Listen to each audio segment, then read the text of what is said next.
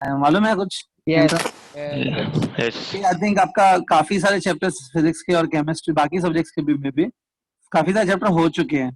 तो पूरे chapter finish करने से अच्छा है कि जितने चैप्टर हम, क्योंकि बाकी जो टॉपिक टेक्स्ट बुक में है ना, वो मैंने देखे हैं, वो इस कोरोना सिचुएशन में उन्होंने पोर्शन से डिलीट कर दिए थे काफी सारे टॉपिक। लेकिन वो टॉपिक जो मैंने अभी नहीं कराए थे या हमने डिलीट कर दिए, वो हम लोग एंट्रेंस में कवर कर ही लेंगे उन टॉपिक्स को। एंट्रेंस के बाद ये चैप्टर पूरा कंप्लीट खत्म हो जाएगा, हर चीज मिला के जो भी टेक्स्ट बुक में है। ठीक है, यूनिट्स एंड मेजरमेंट में अगर आपको याद है, डायमेंशंस करके टॉपिक था, रिमेंबर डायमेंशंस? Yes. डायमेंशंस आपको याद होना चाहिए। अब मैं आपको पहले बताता हूँ कि if you are preparing for JEE exam या नीट एग्जाम के लिए आप प्रिपेयर कर रहे हो सपोज, उसमें इस चैप्टर में से कौन कौन से टॉपिक पढ़ने हैं, which are the topics that we will cover. पहले I will just give you names of those topic. पहला टॉपिक तो यही है, आप डायमेंशंस थोड़ा अच्छे से करना है। ठीक है, डायमेंशंस टॉपिक आता है इसमें भी, जेईई और नीट में। सेकेंड जो टॉपिक है, ठीक है, उसका नाम है एरर्स। एरर्स करके टॉपिक है। थर्ड जो टॉपिक है वो ये रहेगा, सिग्निफिकेंट फिगर्स। Significant figures. और चौथा और लास्ट टॉपिक है, it is known as length measuring instruments. Student, अगर ये चार टॉपिक आपने अच्छे से कर लिए, ये चैप्टर पूरा कवर हो जाएगा इसमें। These are the 4 major topics. Okay, आज हम लोग क्या करेंगे, today we will try to cover dimension and errors, दोनों कवर करेंगे, dimension as well as errors. अगले लेक्चर में we will do significant and last 2 topics. Okay, आज पहले डायमेंशन से स्टार्ट करते हैं। स्टूडेंट, इसमें मैं एकदम बेसिक से वापस नहीं बताऊंगा। डायमेंशन याद है ना कैसे निकालते हैं, क्यों? Yes, sir. हाँ, तो एकदम बेसिक से तो नहीं स्टार्ट करेंगे। ओके, तो मेन जो काम की चीज मैं बता देता हूँ। सी, सबसे पहले एक चीज सुनो, देयर आर सम क्वांटिटीज जिनके डायमेंशन सेम आते हैं, मतलब there are some quantities which are having same dimensions. सबसे पहले मैं आपको कुछ ऐसी क्वांटिटीज बता देता हूँ जिनके डायमेंशंस एकदम सेम होते हैं। ठीक है, उसमें आई थिंक कुछ क्वांटिटीज आपको मालूम होगी, कुछ कंफ्यूजन भी हो सकता है। I tell you. एक होता है वर्क, जो होता है ना, वर्क, एनर्जी, Kinetic energy. हाँ कोई भी एनर्जी ले लो, ये तो आपको शायद याद भी होगा, मैंने बताया था क्लास। एनर्जी और वर्क सेम ही होता है, दोनों के जूल्स, दोनों का यूनिट जूल है, दोनों का यूनिट सेम है, तो दोनों का डायमेंशन भी सेम ही आता है। वर्क एनर्जी, उसके साथ एक और चीज है साथ में, torque. Work, energy and torque, इन तीनों के डायमेंशन सेम होते हैं। स्टूडेंट, मैं पहले आपको सब बता देता हूँ, फिर जो आपको नहीं समझ में आ रहा है, जो कोई नई चीज है तो आप बताना, उसको मैं एक्सप्लेन करूंगा। ठीक है, पहला ये है। सेकंड एक और बता देता हूँ। सेकंड है, एक चीज होती है which is called as surface. 1 minute. Next जो चीज है वो है प्रेशर। आपको मालूम होगा, pressure is given by force upon area. Force upon area. Pressure के साथ एक और चीज होती है स्ट्रेस। फिजिक्स में एक और चीज होती है स्ट्रेस। ऐसा मत सोचना कि फिजिक्स मतलब स्ट्रेस होता है। फिजिक्स में वो स्ट्रेस की बात नहीं कर रहा हूँ जो आप पढ़ाई की वजह से आता है। फिजिक्स में एक क्वांटिटी है जिसको स्ट्रेस बोलते हैं। जैसे प्रेशर एक क्वांटिटी है ना, वैसे स्ट्रेस भी क्या है, एक क्वांटिटी है। स्ट्रेस और प्रेशर जो है ना, दोनों के यूनिट सेम होते हैं, दोनों के डायमेंशंस भी सेम होते हैं। ठीक है, अपने देखो एक बार डेली लाइफ में भी जब हम लोग बोलते हैं कि मेरे ऊपर बहुत सारा स्ट्रेस है, ऐसे भी तो बहुत सारा प्रेशर है, बहुत सारा स्ट्रेस है। प्रेशर और स्ट्रेस ऑलमोस्ट Yes. वर्ड्स हैं, एक जैसे मीनिंग है दोनों की। लेकिन फिजिक्स में ये दोनों जो है ना, दोनों फिजिकल क्वांटिटीज हैं जिनके डायमेंशन सेम है। Next one more pair I will tell you जिसके डायमेंशन सेम है। ठीक है, नेक्स्ट एक पेयर, एक और पेयर, वो है एंगुलर मोमेंटम। एंगुलर मोमेंटम और उसके साथ साथ Planck's constant. Angular momentum and Planck's constant. अब प्रॉब्लम ये है कि ये प्लैंक कांस्टेंट और ये एंगुलर मोमेंटम, ये सब नई नई चीजें आपके लिए। ये आगे के चैप्टर्स में, फिजिक्स में जैसे जब आगे बढ़ोगे ना, ये अगले चैप्टर्स में आने वाली है ये सब चीजें। जैसे प्लैंक कांस्टेंट 12th स्टैंडर्ड में आता है, एंगुलर मोमेंटम हालांकि 11th स्टैंडर्ड में है। ये दोनों चीज Planck's constant chemistry में है. सुना है आपने, एटॉमिक स्ट्रक्चर चैप्टर में आया होगा। Yes. Yes. H कर दें। H. Yes. H. देखो अगर आपको थोड़ा बहुत भी मालूम है प्लैंक कांस्टेंट के बारे में, then we can prove it कि ये दोनों का डायमेंशन कैसे सेम है। मैं जो चाहिए मैं आपको बाद में प्रूफ करके देता हूँ, which ever pair you want. ये सब है, these are the pairs which are having exactly same unit and same dimensions. Okay, चाहिए तो आप पहले ये नोट कर लो इसके साथ, नोट इट डाउन। सर जरूरी नहीं है ना कि वो सबका फॉर्मूला भी सेम होगा। नहीं नहीं, फॉर्मूला सेम नहीं है सबका, फॉर्मूला अलग हो सकता है। ओके, शेरॉन साजी, शी इज आस्किंग के स्ट्रेस जो आपने लिखा है, स्ट्रेस का फॉर्मूला क्या है? ओके, स्ट्रेस के बारे में मैं थोड़ा सा बता दूंगा, लिटिल बिट। तो एक बात, आपने ये सुना है रबर जो होता है, rubber is elastic substance, elasticity होती है रबर में। रबर को जब आप खींचते हो ना, when you pull the rubber, तो रबर के अंदर कुछ फोर्सेस डेवलप होते हैं which tries to restore the rubber back to the original place. Rubber को खींचने पे रबर के अंदर कुछ फोर्सेस प्रोड्यूस होते हैं, ठीक है। You apply force on rubber, तो अंदर उसके फोर्सेस डेवलप होते हैं, that forces will be applied on you. Rubber आपके ऊपर फोर्स लगाता है, तो जो रबर के अंदर फोर्सेस डेवलप होते हैं ना, that forces are called as restoring forces, क्योंकि वो रबर को रीस्टोर करना चाहते हैं, अपनी प्लेस पे वापस लाना चाहते हैं। तो restoring forces which are produced per unit area of the rubber, restoring forces per unit area, that is called stress. Stress एक ऐसी चीज है जो इलास्टिसिटी से रिलेटेड है। अगर किसी बॉडी की इलास्टिसिटी मेजर करनी होती है तो उसमें स्ट्रेस काम आता है। It is stress is basically restoring forces divide by area of the substance. तो क्योंकि आप इसका फॉर्मूला देखोगे तो ये है रीस्टोरिंग फोर्स अपॉन एरिया, कौन? Stress. Since it is also force upon area and pressure is also force upon area, इसलिए यूनिट सेम आ जाता है। Yes. Yes. And that's why dimensions are sir also same. Velocity और speed का भी same है ना डायमेंशन? मतलब वो तो इतना सिंपल पेयर है कि सबको याद ही Yes. होता है, तो शायद वो मैंने मेंशन नहीं किया। यस, एक और पेयर आप लिख सकते हो, वेलोसिटी एंड स्पीड, इनके भी डायमेंशंस और यूनिट सेम होते हैं, ठीक है। सर प्लैंक कांस्टेंट का फॉर्मूला। ठीक है, थोड़ा सा मैं प्लैंक कांस्टेंट के बारे में भी बता देता हूँ आपको। लुक हियर, ये आपने केमिस्ट्री में सुना होगा कि जो एनर्जी ऑफ फोटोन होती है, energy of the photon is given bye h into frequency, h into nu. Energy of the photon is given by h into this, ये सिंबल दिख रहा है ये वाली, Yes. इसको v नहीं बोलते, ये Yes. v नहीं, इसको nu बोलते हैं, nu। तो h into nu है, इसमें जो h है ना, this h is a Planck's constant, okay. और जो ये nu लिखा है ना मैंने, ये फ्रीक्वेंसी है, ये जो लिखा है ना, it's a frequency of light. Frequency का 1 बाय टाइम पीरियड लिख सकते हो ना, याद है? फ्रीक्वेंसी को 1 by time, 1 by time period मतलब इसका यूनिट होगा 1 बाय सेकंड। फ्रीक्वेंसी का यूनिट 1 बाय सेकंड होगा, एनर्जी का यूनिट जूल होता है। तो इस सेकंड को इधर शिफ्ट करो, प्लैंक कांस्टेंट जो है h, इसका यूनिट आता है joule second. Yes, this is the unit of this Planck's constant, ठीक है। कौन सा? Joule second, okay. इसका यूनिट जूल सेकंड है, क्लियर? हाँ, अब सुनो ध्यान से, इसका h जो है प्लैंक कांस्टेंट, इसका जो यूनिट है मैंने आपको बता दिया। दूसरा एक चीज होती है एंगुलर मोमेंटम। अब ये आपको कुछ ज्यादा तो मालूम नहीं होगा इसके बारे में, एंगुलर मोमेंटम ज्यादा तो नहीं बता सकता मैं। ये इसकी फॉर्मूला होती है m into v into r. m mass है, v वेलोसिटी है, और r डिस्टेंस है या रेडियस है।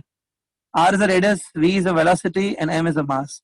अगर आप देखो फॉर्मूला मैंने बता दी दोनों की, प्लैंक का यूनिट भी बता दिया और एंगुलर मोमेंटम की फॉर्मूला भी बता दी। इससे आप खुद भले दोनों के डायमेंशन निकाल के देखो, मैच हो जाएंगे, इसके h के और एंगुलर मोमेंटम के, ठीक है। आपने अगर केमिस्ट्री अच्छे से पढ़ी है, केमिस्ट्री का एटॉमिक स्ट्रक्चर जो चैप्टर अच्छे से किया है अगर आपने, Yes. सर ने आपको जरूर बताया होगा उसमें कि जो एंगुलर मोमेंटम ऑफ इलेक्ट्रॉन होता है, दैट इज एमवीआर।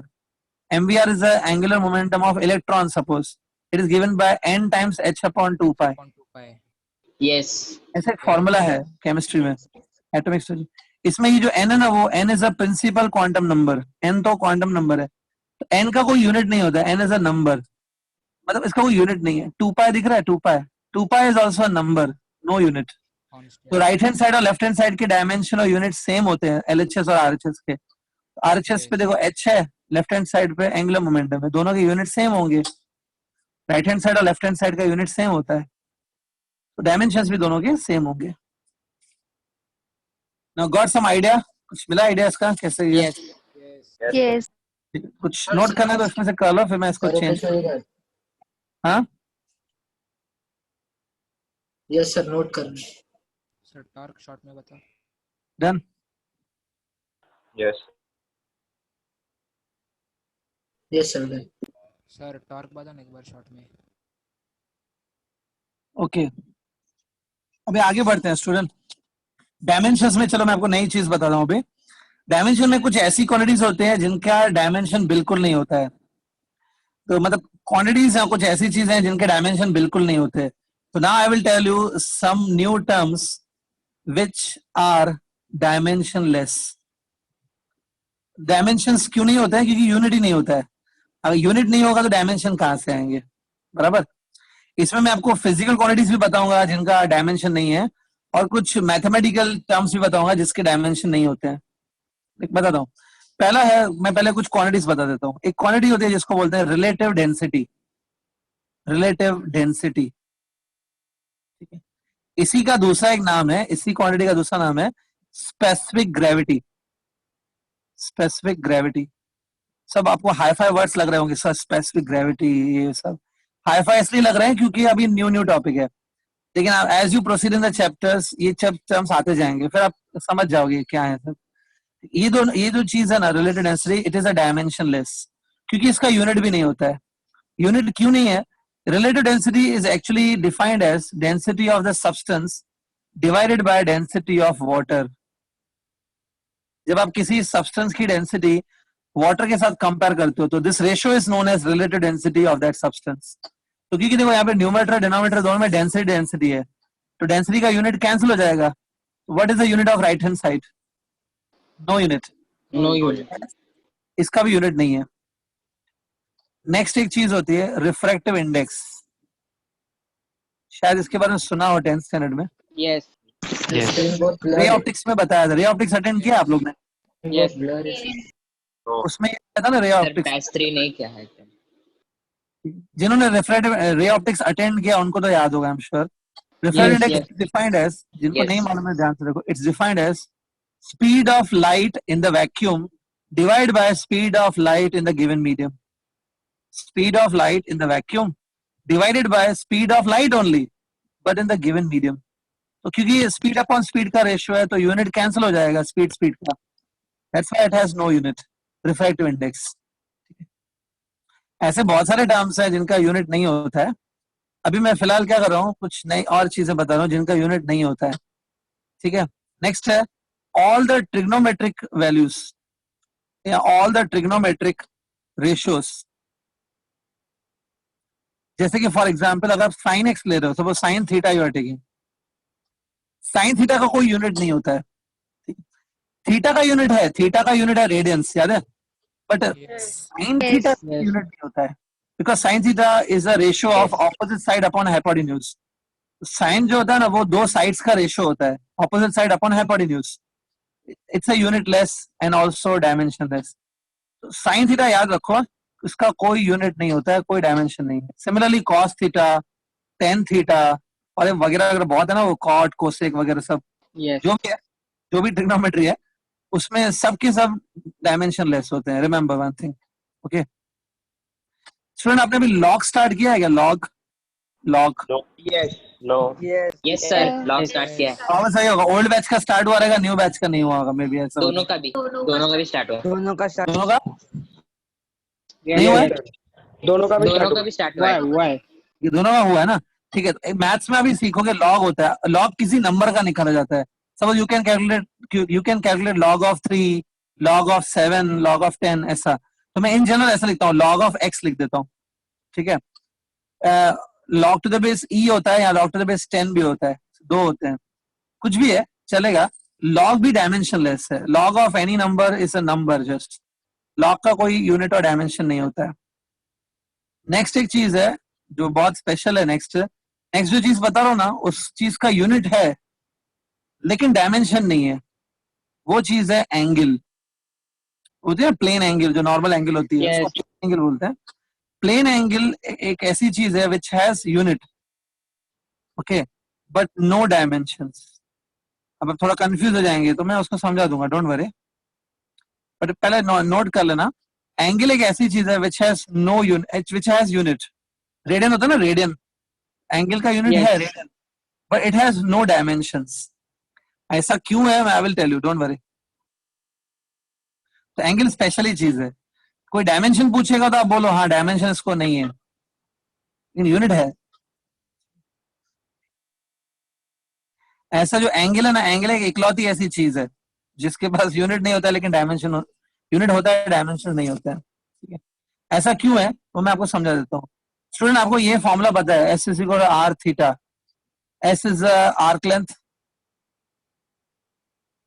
याद है? और ये जो आर है ना, आर रेडियस है, बराबर। Yes. तो ये रेडियस से मैं डिवाइड कर देता हूँ उसको, ये हो गया theta. Theta will be S upon R ना, arc length upon Yes. Radius. S को मैंने आर्क लेंथ लिखा है। अब देखो आर्क लेंथ जो होगा, आर्क की जो लेंथ है वो भी मीटर्स में होगी, रेडियस भी मीटर्स में होगा, तो मीटर मीटर कैंसिल। तो एक्चुअली में एक बात बताओ, एक्चुअली में यूनिट हुआ कि नहीं हुआ थीटा का? No. एक्चुअली में यूनिट है ही नहीं, पता है? या इसमें इसका यूनिट जो हम लोग बोलते हैं रेडियन, वो हमने बस ऐसे ही नाम के लिए रख दिया है। यूनिट एक्चुअली देखो बच ही नहीं रहा है इसका, कोई यूनिट यूनिट नहीं होता है। हम लोग उसको लेकिन बोलते हैं रेडियंस, ठीक है। हाँ विनायक आप पूछ रहे हैं सप्लीमेंट्री क्वांटिटी का डायमेंशन होता है क्या? आपको अगर याद है एंगल जो मैं डिस्कस कर रहा हूँ, right now we are discussing angle, angle भी सप्लीमेंट्री क्वांटिटी है। तो मैंने अभी तो पता है एंगल को डायमेंशन नहीं होते हैं, मतलब सप्लीमेंट्री क्वांटिटी को नहीं है ना dimension. Angle is a supplementary quantity and it has no dimension. सुनो, एक्चुअली में देखो यूनिट भी नहीं है, यूनिट कैंसिल हो गया, मीटर मीटर, ठीक है। मतलब थीटा का जो यूनिट है वो किसी फंडामेंटल क्वांटिटी पे डिपेंड नहीं कर रहा है, it's not depending on any fundamental. Metre metre तो कट हो गया ना, तो यूनिट रेडियन हमने रखा है, लेकिन क्योंकि इसमें कोई फंडामेंटल यूनिट नहीं है इन्वॉल्व, उसके डायमेंशन आ ही नहीं सकते हैं। फिर देखो अगर यूनिट में मीटर होता या तो मीटर को हम लोग एल रेस टू 1 लिखते हैं डायमेंशन में, Yes. मीटर भी नहीं बचा ना, वो कैंसिल होगी।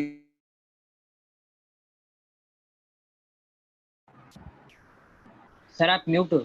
Sir, आप mute हो गए. यूनिट तो आ नहीं सकते, इट हैज नो डायमेंशन, बाकी यूनिट हम लोग रखते हैं रेडियंस। क्लियर? तो एंगल का ये थोड़ा क्लियर करो।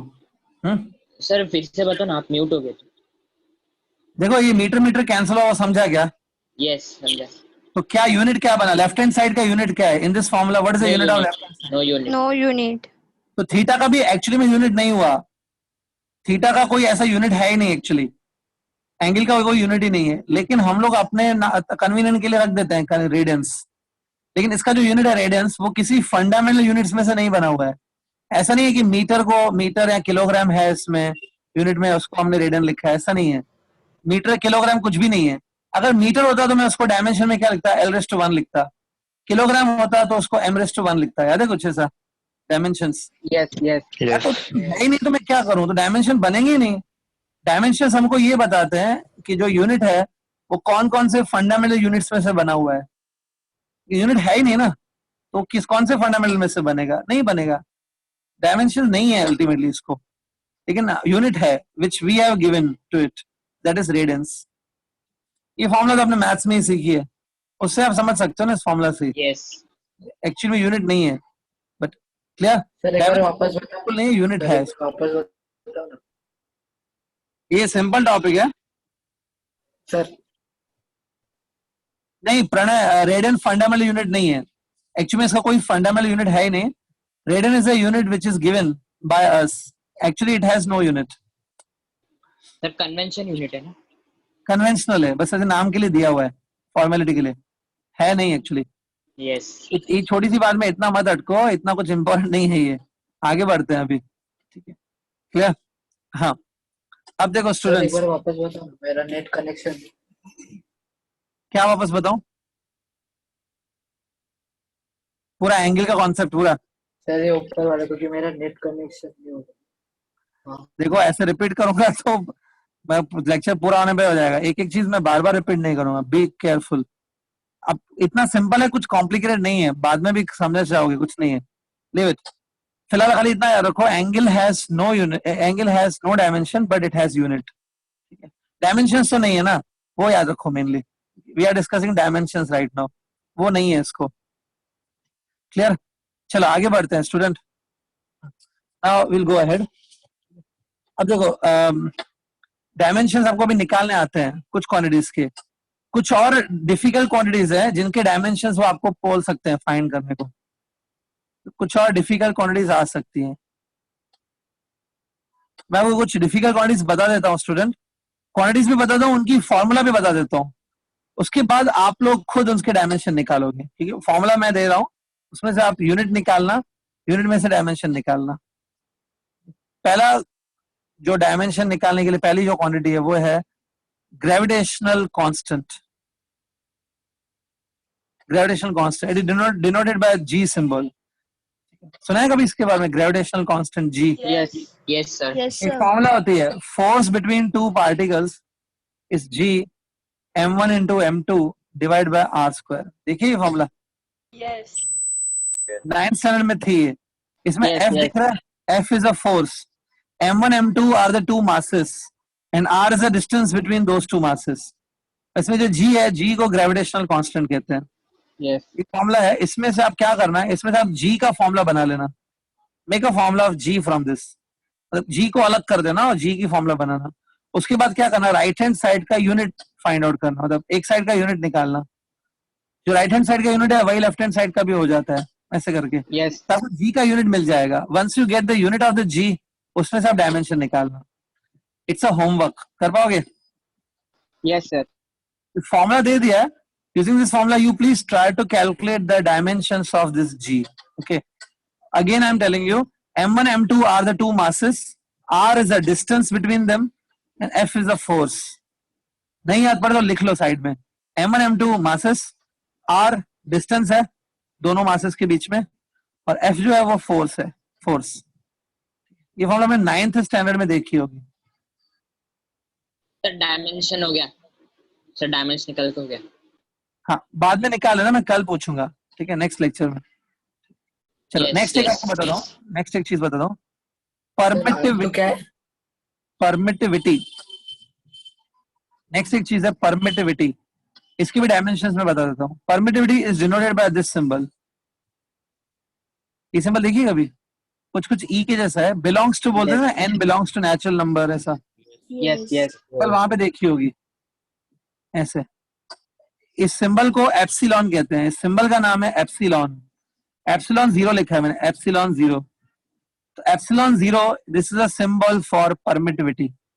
अब परमिटिविटी क्या होती है वो सब आप आगे के चैप्टर्स में सीखोगे स्टूडेंट, लेकिन डायमेंशन निकालने आने चाहिए अभी फिलहाल।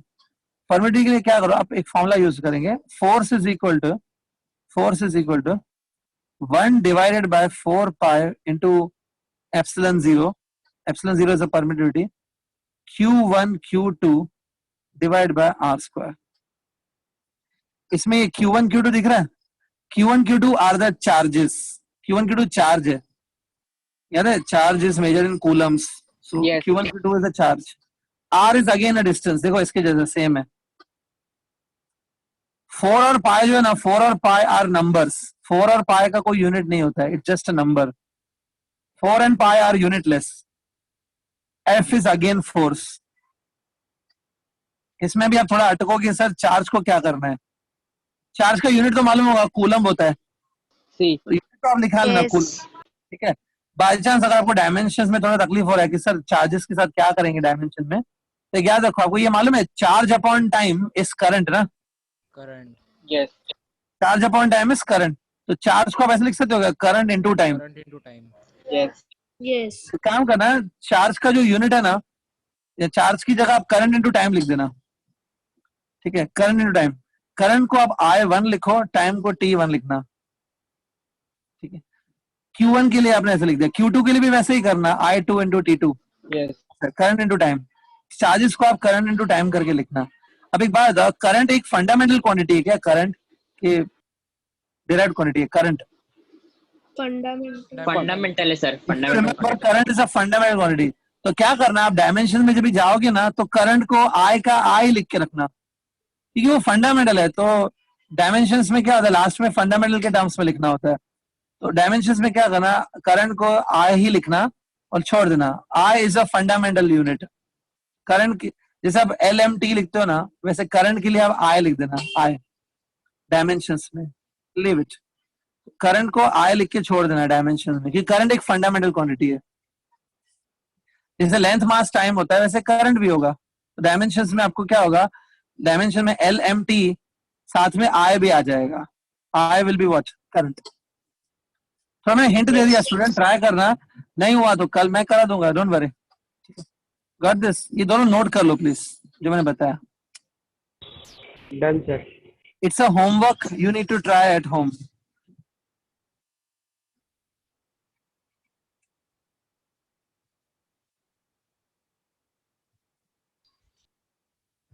ओके ठीक है, डायमेंशन समझा ये? Yes. इसको Yes, परमिटिविटी। ठीक है, अब देखो कुछ 2-3 क्वांटिटीज और है जिनके डायमेंशन पूछे जा सकते हैं, थोड़ी कॉम्प्लिकेटेड क्वांटिटीज, वो बता देता हूँ। नेक्स्ट है पोटेंशियल डिफरेंस, और it is also sometime called as potential only. ये भी आपने सुना होगा, पोटेंशियल डिफरेंस, ओम्स लॉ वगैरह में ना, potential Yes, difference. Yes. Yes.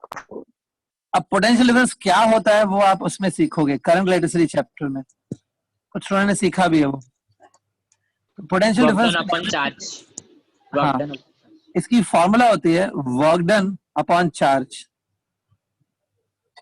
Work को आप फोर्स इंटू डिस्प्लेसमेंट करके लिख देना, work is defined as force into displacement.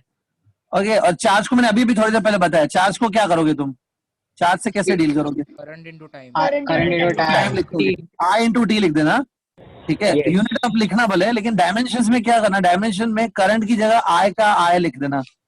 Current एक फंडामेंटल क्वांटिटी है, डायमेंशन में आई लिख देना उसको। मतलब करंट को आगे कुछ कन्वर्ट करने की कोशिश मत करना, करंट एक फंडामेंटल क्वांटिटी है, समझा?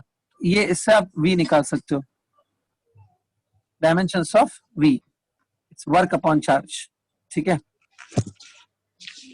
Like this many more things are there.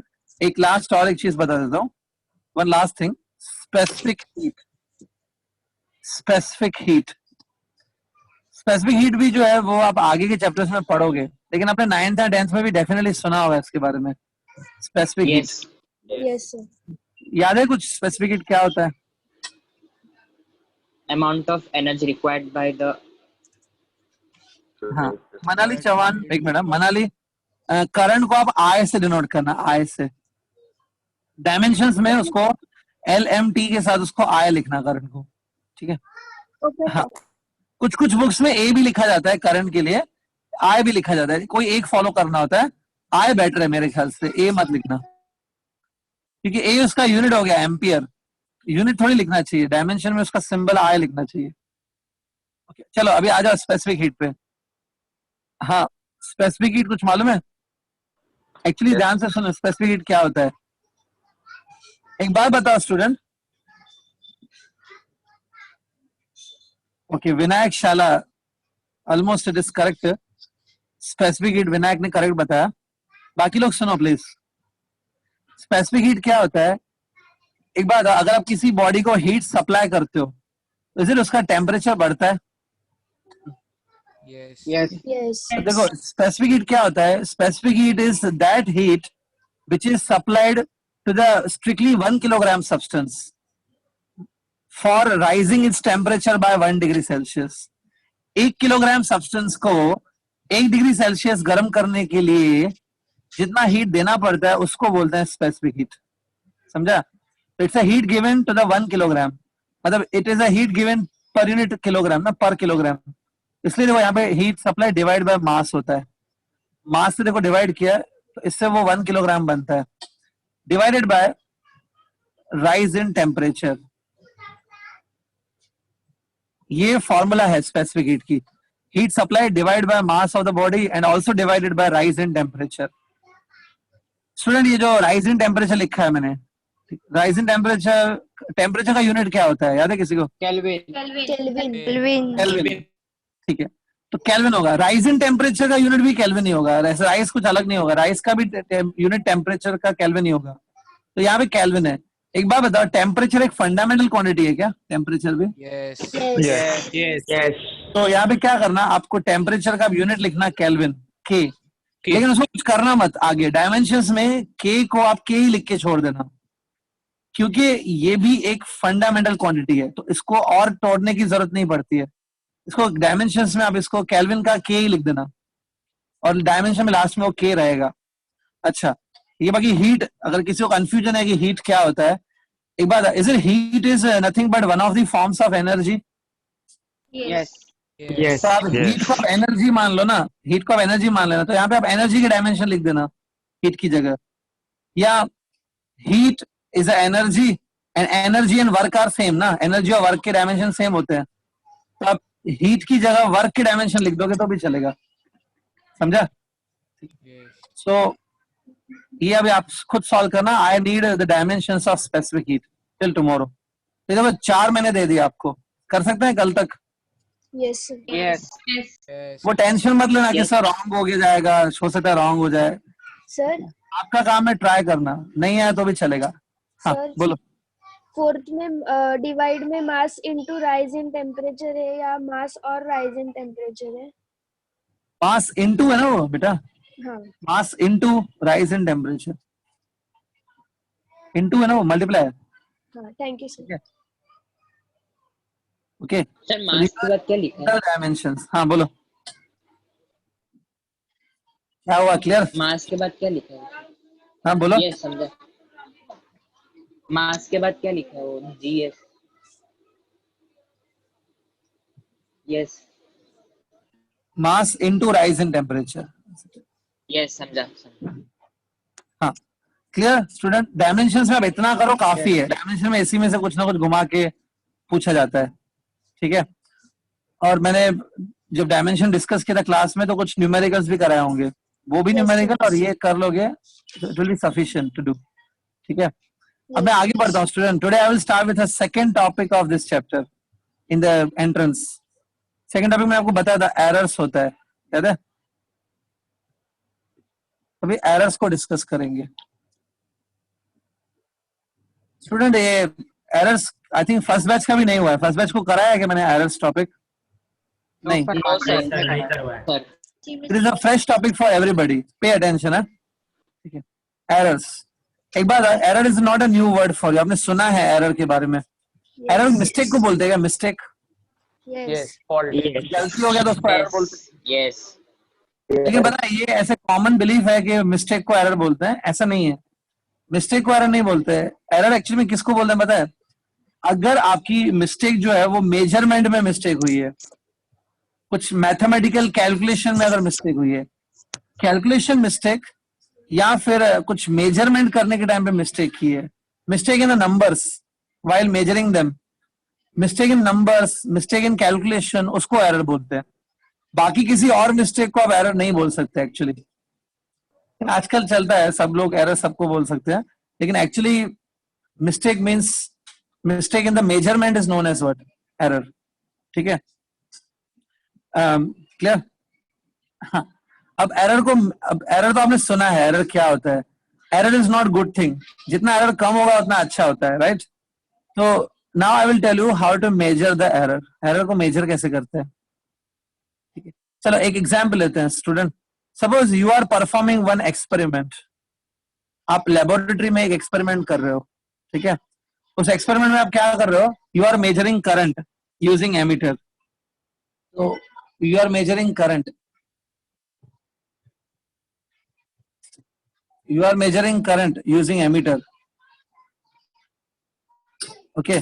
So एक बात बताओ, करंट आप मेजर करो using ammeter, current suppose 2 ampere है, एक्चुअली करंट इज 2 एम्पियर, ठीक है? लेकिन सपोज एमीटर में कोई फॉल्ट है या आपको एमीटर यूज करने नहीं आता है, ऐसा कुछ गड़बड़ हो गया, लेकिन गड़बड़ होने से आपने नोट डाउन किया 1.9 ampere, you noted 1.9 ampere, reality में कितना है? 2 एम्पियर है, and you noted 1.9 ampere.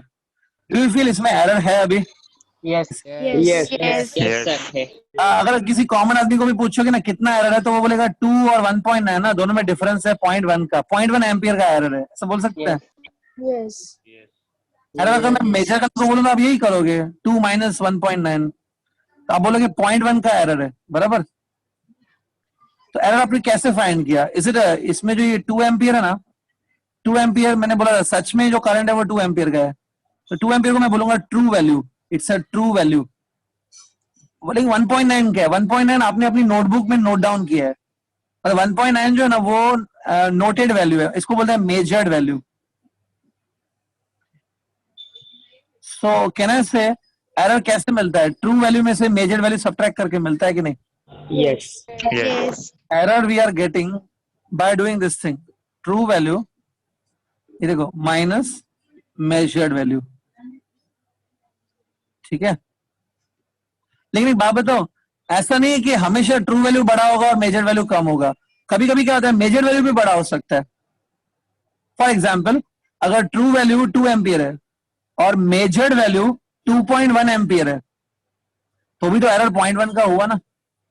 Yes. Yes. जरूरी है कि हमेशा ट्रू वैल्यू भी बड़ा होगा मेजर वैल्यू कम ही आएगा? ऐसा नहीं है, Mod of. मेजर वैल्यू भी mod बड़ा of हो सकता है. तो देखो यहाँ पे मैंने लिखा है true value minus measure value. अगर ट्रू वैल्यू छोटा हो गया और मेजर वैल्यू ज्यादा बड़ा हो गया तो ये नेगेटिव में भी आ सकता है. एरर नेगेटिव और पॉजिटिव दोनों में आता है. समटाइम एरर पॉजिटिव में भी आता है, नेगेटिव में भी आ सकता है. इसलिए हम लोग क्या करते हैं, यहाँ पे मॉड्यूलस ले लेंगे. मॉड, मॉड मालूम है? मॉड, मॉड मतलब Yes. we will take positive value, we'll take positive value. This is a formula to calculate error. ठीक है, ये एरर कैलकुलेट करने की फॉर्मूला है. इस फॉर्मूला से आपको जो एरर मिलेगा ना, इस एरर को बोलते हैं एब्सोल्यूट एरर. एब्सोल्यूट एरर मतलब एग्जैक्टली एरर, मतलब कुछ एरर्स दूसरे टाइप के भी होते हैं. ये एब्सोल्यूट एरर मतलब इट इज एक्सक्लूसिवली एरर, सिर्फ और सिर्फ एरर है ये. It's a pure error, I can say pure error. It's given by this formula. Very much clear this formula कैसे बने? ठीक है, तो देखो अभी कितना इजी लग रहा है ना. हमें लगेगा कि देखो सर हमारे पास फॉर्मूला है एरर कैलकुलेट करने की, इस फॉर्मूला से हम लोग फटाफट एरर कैलकुलेट कर लेंगे कितना एरर है. लेकिन इतना आसान नहीं है एक्चुअली में. बताया, इसमें इस फॉर्मूला में एक दिक्कत है, एक प्रॉब्लम है इस फॉर्मूला में. प्रॉब्लम ये है कि जो ट्रू वैल्यू आपने लिखी है ना, in the reality true value can never ever be found. Reality ये है, true value can never ever be found. It is impossible to find the true value. Possible ही नहीं है. थोड़ा सोचो क्यों नहीं पॉसिबल है.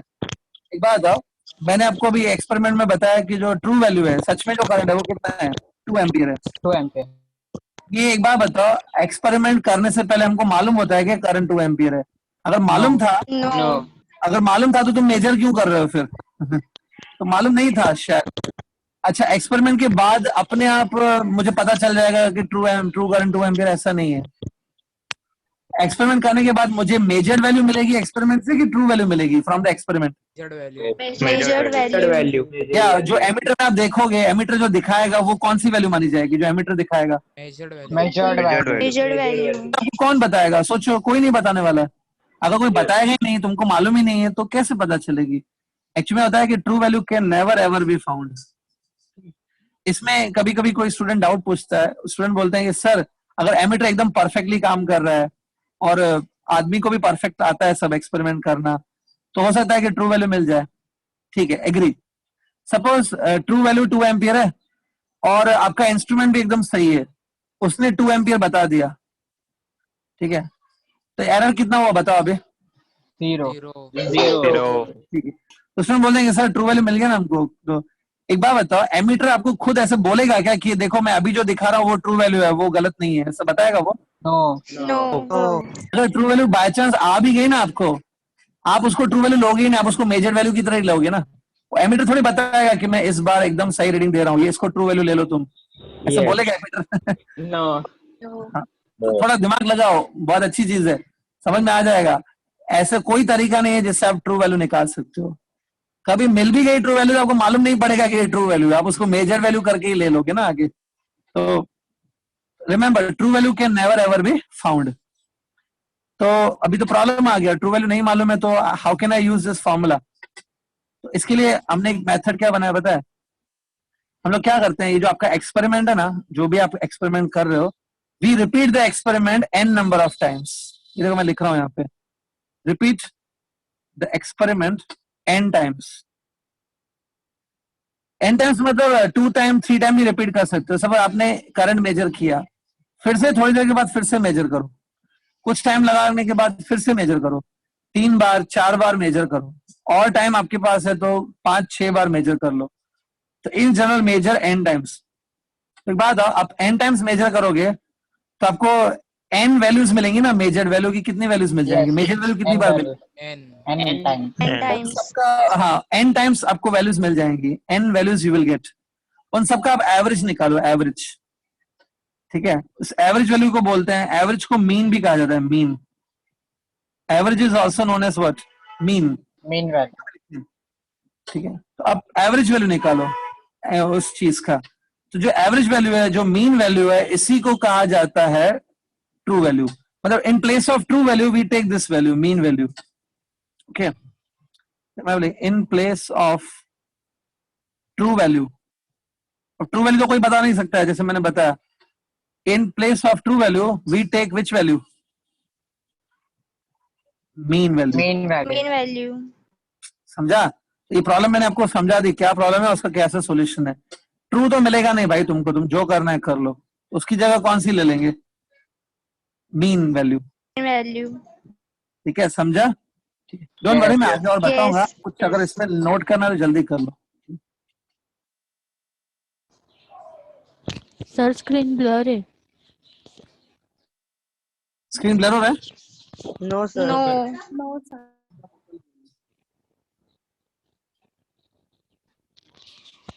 सर स्क्रीन फ्रीज हो गया। No sir. Please, no sir. Please तो नहीं है, आई एम श्योर। पेन का मूवमेंट आपको दिख रहा होगा। यस सर, दिख रहा है। Done sir. यस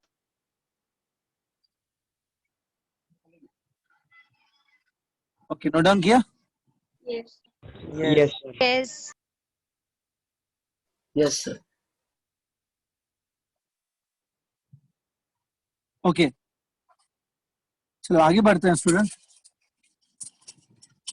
सी, तो मैंने आपको अभी जो बताया कि कैसे एरर निकालते हैं, ठीक है, यही चीज मैं फॉर्मूलाज वाइज लिख देता हूं। सपोज, ध्यान से देखो, सपोज मैंने आपको बोला कि same experiment n number of time repeat करो। एक काम कर देना स्टूडेंट, चलो सपोज 4 बार रिपीट किया एक्सपेरिमेंट, 4 टाइम्स। पहले मुझे मेजर्ड वैल्यू मिली A1, फिर मुझे मेजर वैल्यू मिली, थोड़ी सी चेंज हो गई A2, फिर से मेजर किया A3 मिला, फिर से एक बार मेजर किया A4 मिला। मैंने 4 बार एक्सपेरिमेंट किया, ये चारों मेजर्ड वैल्यूज है ना, A1 A2 A3 और A4।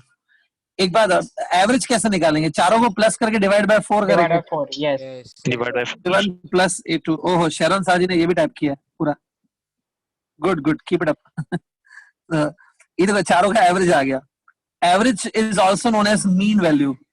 मीन वैल्यू को हम लोग ऐसे लिखेंगे, A नीचे M लिखेंगे, M। That these are the symbols that you have to use. आपको भी यही सिंबल यूज करनी है। A M मतलब मीन, नीचे M का मतलब है मीन। तो ये आपको मिल गई मीन वैल्यू। अब एक बात और, एरर की मैं फॉर्मूला आपको बताई थी, that error is given by true value minus measure value. True value तो नहीं होगी, उसकी जगह हम लोग ये वैल्यू ले लेंगे अभी, mean value minus measured value. बराबर? अब देखो, एरर को, एरर के लिए सिंबल क्या होती है? एरर को हम लोग ऐसे सिंबल देते हैं, delta A. If I write down this way, it is a symbol for error, delta A, मतलब एरर इन द ए। अब देखो, मीन वैल्यू तो मेरे पास एक ही है, AM is a mean value, लेकिन मेजर वैल्यू एक है कि 4 है आपके पास? 4 तो प्रॉब्लम ये मीन वैल्यू तो चलो एक ही है, मेजर वैल्यू 4 है। तो प्रॉब्लम है कि यहाँ पे मैं कौन सी मेजर वैल्यू डालूं? अब ये मत बोलना कि इधर भी एवरेज ले लो फिर से। तो नहीं, इधर भी कंफ्यूजन है। तो एक काम करेंगे ना, चारों एक एक करके लेंगे। अगर आपने ये लिया, देखो, if you take A1 over here, पहला मेजर वैल्यू लिया, तो आपको मिलेगा error in the first reading. या error in the first measurement. Similarly, if you do like this, mean value minus second measured value, A2. So इससे मिलेगा error in the second reading. If you do like this, इससे क्या मिलेगा? Error in third reading. Third भाई. समझ में आ रही है बात? AM minus A4 किया तो इससे मिलेगा error in the fourth reading. Fourth reading. एक बार बताओ, मुझे तो खाली एक ही एरर फाइंड आउट करना था, एक बार मुझे एरर निकालना था, लेकिन कितने एरर मिल रहे हैं मुझे? 4. 4 एरर्स यू आर गेटिंग. तो इनमें से मैं किसको एरर मानूं? Should I take average of all these errors to get a average error? Yes. Yes, sir. कुछ स्टूडेंट जो जिनका मतलब दिमाग ज्यादा नहीं चलता है, जो जल्दी गिव अप कर देते हैं, वो ठग गए होंगे, सर ये क्या है, आप एरर निकाल रहे हो, फिर एरर का भी एवरेज निकाल रहे हो.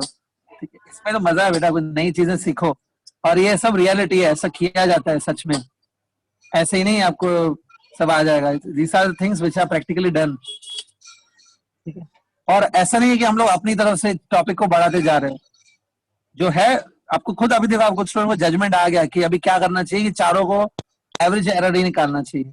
सो we will do like this, delta A1 plus delta A2 plus delta A3 plus delta A4 divided by 4. तो टेल मी स्टूडेंट, इससे मुझे मिल जाएगा क्या average error? Yes. Delta A M लिखूंगा नीचे. अगेन एम मतलब क्या हो गया? मीन. तो ये जो आपको ये जो एरर अभी मिला, जो लास्ट में मिला है मेरे, इसको बोलते हैं मीन एब्सोल्यूट एरर. यहाँ पे लिखा है मैंने नेम इसका. ये जो एरर है ना, इस एरर का नेम क्या है? Mean absolute error. Mean absolute error. मैंने कहा था इसको एब्सोल्यूट एरर बोलते हैं, ये उसका एवरेज है. It's called mean of absolute error. Very clear? Yes, sir. हाँ, एक बार ये हो गया ना, मतलब आपका अभी एक्सपेरिमेंट खत्म हो चुका है. Now you got the error finally. Last में पता है हम लोग रिजल्ट कैसे लिखते हैं? मतलब एक्सपेरिमेंट फिनिश हो गया आपका, ओके, आपने n टाइम्स परफॉर्म किया एक्सपेरिमेंट, लास्ट में रिजल्ट में क्या लिखते हैं? एक्चुअली में रिजल्ट में हमको ट्रू वैल्यू लिखनी चाहिए, जो सच में वैल्यू है वो लिखनी चाहिए, लेकिन ट्रू वैल्यू तो मिलती नहीं है. याद है ट्रू वैल्यू की जगह कौन सी वैल्यू लेते हैं हम लोग? Mean value. हाँ, तो रिजल्ट में हमेशा मीन वैल्यू एक्सप्रेस की जाती है. देखो ये है मीन वैल्यू AM, लेकिन साथ में हम लोग इधर एरर भी मेंशन कर देते हैं कि एरर कितना आया था हमारी रीडिंग्स में. एरर डेल्टा ए, एरर तो 4 थे, इधर कौन सा वाला मेंशन करूं मैं तो अच्छा रहेगा? Delta M. इधर हम लोग लिखेंगे प्लस और माइनस, ऐसा लिखा जाता है. इसका मतलब है कि जो रिजल्ट है, जो ट्रू वैल्यू है, वो तो ये है AM, लेकिन जब आप मेजरमेंट करोगे तो इस AM में प्लस डेल्टा AM भी हो सकता है और माइनस डेल्टा AM भी हो सकता है. The error can be plus और माइनस, इतना एरर आ सकता है. This is a way. Percentage में भी हो सकता है ना? हाँ, डेल्टा AM परसेंटेज में भी हो सकता है ना? हाँ, वो आगे बताऊंगा ना मैं, but this is a way you can write down the result. समझा student? Yes, sir. Yes. It is a way of writing the final result of the experiment. पहले यहाँ तक कर लो, पहले कुछ नोट करना तो करो इसमें से. Note down this if you want. Done sir. Sir इसमें प्लस और माइनस क्यों होता है? प्लस और माइनस क्या? प्लस और माइनस क्यों होता है? डेल्टा ए क्यों लिखते हैं? अच्छा ठीक है, वो मैं आपको बताता हूँ क्यों लिखते हैं. सर 1 मिनट पेज पीछे लेना ना. एक और पीछे. हाँ हाँ. Yes sir, over. अच्छा, स्क्रीनशॉट ले रहे लगता है.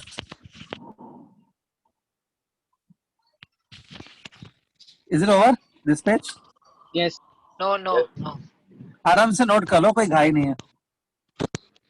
स्टूडेंट टॉपिक ऐसा तो नहीं लग रहा है कि पूरा एकदम बाउंसर जा रहा है ऊपर से? ऐसा तो नहीं है? No sir. कभी भी ऐसा तो है कि सर पता नहीं क्या चल रहा है, उसे समझ में नहीं आ रहा है, ऐसी फीलिंग तो नहीं है ना? कि थोड़ा डिफिकल्ट लग रहा है आई एम श्योर, क्योंकि न्यू टॉपिक है, अलग चीजें हैं.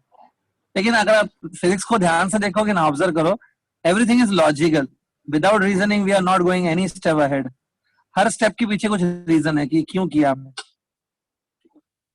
I am trying to explain the reason behind every step, that why I am taking this step, but it is up to you also. You should put efforts to understand. Completed? Yes sir over. Yes, sir. इस तरीके से error मिलता है। देखो अभी जिसको लग रहा है जैसे प्लस माइनस क्यों लिखा है वो नहीं समझ में आया मुझे, मैं आपको समझा देता हूँ। सपोज जो ट्रू वैल्यू है ना, ट्रू वैल्यू तो नहीं मिलती है, जो आपने एवरेज वैल्यू लिया, सपोज एवरेज वैल्यू 10 एम्पियर है, एवरेज वैल्यू 10 एम्पियर है, और एरर जो मिला वो 0.1 एम्पियर मिला, 0.1 एम्पियर, तो मैंने ऐसे लिखा है, बराबर। इसका मतलब क्या है पता है? इसका मतलब है कि हमारे एक्सपेरिमेंट से हमको मालूम चला कि राइट वैल्यू तो 10 एम्पियर है, राइट वैल्यू 10 एम्पियर है, लेकिन जब आप कोई रीडिंग लोगे, 4 बार रीडिंग लेंगे, 5 बार रीडिंग लेंगे, तो रीडिंग में आपका जो रीडिंग है वो 10 प्लस 0.1 मतलब 10.1 एंड 10 माइनस 0.1 मतलब 9.9, 9.9 से 10.1 तक कोई भी रीडिंग आपके आ सकती है। इसका मतलब ये है कि ट्रू वैल्यू 10 एम्पियर है, राइट वैल्यू 10 एम्पियर है, बट आपका जो एक्सपेरिमेंट है उसमें जो रीडिंग आएगी वो रीडिंग 10 से 0.1 आगे तक भी जा सकती है और 10 से 0.1 पीछे भी जा सकती है रीडिंग। इतना मतलब आपको टॉलरेट करना पड़ेगा, this is like tolerance. 0.1 ampere का गड़बड़ हो सकता है वाइल टेकिंग रीडिंग्स, उतना आपको संभाल के जाना पड़ेगा। क्लियर? चलो एक और एग्जांपल देता हूँ, शायद उससे और क्लियरिटी आएगी।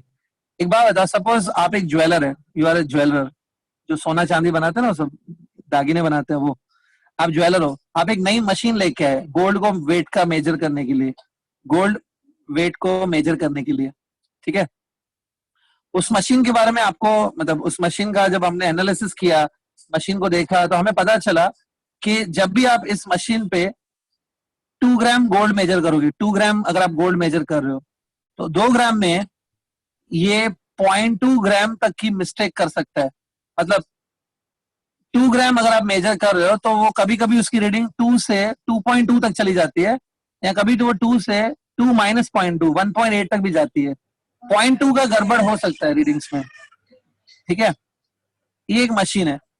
दूसरा एक मशीन में लाया, दूसरा एक मशीन जिसमें क्या है कि अगर आप 2 ग्राम गोल्ड रखोगे ना, तो उसमें वो गड़बड़ हो सकती है 1 ग्राम तक की। मतलब 2 ग्राम में कभी कभी रीडिंग जाएगी 2 + 1 3 ग्राम तक रीडिंग चली जाएगी, कभी कभी रीडिंग 2 - 1 मतलब 1 ग्राम तक चली जाएगी। ये 2 अलग अलग मशीन है स्टूडेंट।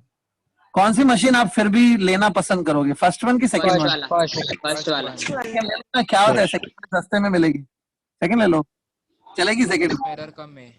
अरे भाई अगर आप 2 ग्राम का गोल्ड मेजर कर रहे हो, 2 ग्राम में अगर आप बोलोगे हाँ, 1 समझा। ग्राम की गलती हो सकती है, मतलब 50% गलती हो गई ना, तो यस कैसे चलेगा? Yes. 50% सर, गोल्ड मैंने एक्स्ट्रा दे दिया तो 50% वो बढ़ भी सकता है। समझा? 3 ग्राम भी हो तो सकता ये साइड में मेंशन करना पड़ता है कि एरर कितना है। है। Yes Getting?